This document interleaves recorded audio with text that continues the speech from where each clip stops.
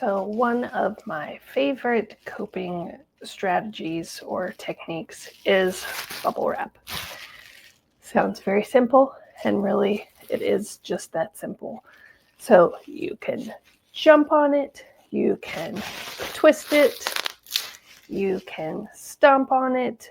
There are so many things you can do where your child pushes a bubble, then you push a bubble, then they push one, and you can go back and forth, or you can each have your own piece and stomp on it or jump on it. This is a great physical activity that helps your child release any of that stuck energy, stuck emotions. And again, when they're angry, this is a perfect thing because they can really get that out. It helps with the tactile sensation of feeling the bubbles pop and that action of doing something. This is a really helpful tool. Again, might not be something you could do in public or take to school, but it is something you could do in your home.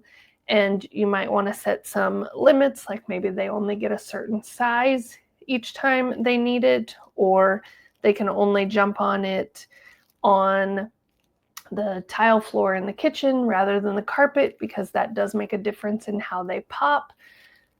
You get to decide. Again, be creative, experiment, get curious. If you have any questions or need some help with how bubble wrap might work for your different age kids, let me know.